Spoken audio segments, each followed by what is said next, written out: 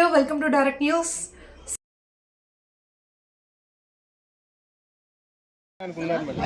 లీలావతి మాట్లాడుతుందంట ఇంతసేపు ఈమె గొప్పతనం చెప్పారు. మన యూనివర్సిటీలో ఏం జరుగుతుంది అనేది నేను చెప్తాను.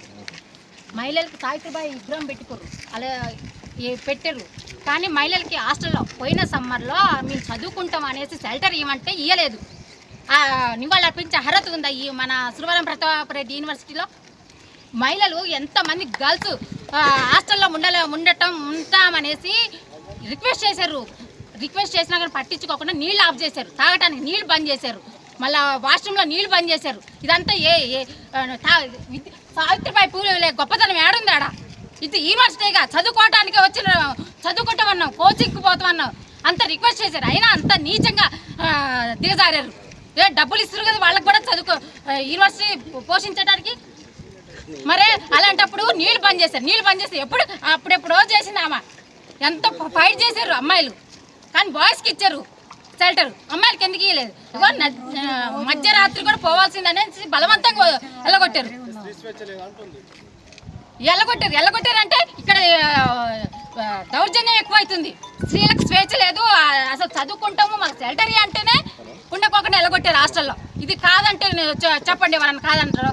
ఎంత వాళ్ళకి అసలు సావిత్రిబాయికి నివాళులు అర్పించే అర్హత ఉందా? లేదు.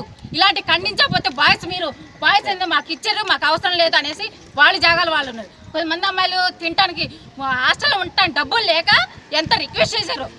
నేను కూడా ట్రై చేసిన, నేను కూడా విఫలమైన. ఇది ఈసారి సమ్మర్లో జరిగితే సీఎం కాడ కూర్చొని అడ్డంగా పండైన సమ్మర్ అందరికి అమ్మాయిలకి షెల్టర్ ఇప్పిస్తాను. ఇలా ఉండాలి కానీ ఇట్లా ఏమంటారు? లేదు మేడం, మీకు తెలియదు, మీరు లేరు కాబట్టి వాళ్ళు ఎంత ఇబ్బంది పడ్డారో తెలుసా?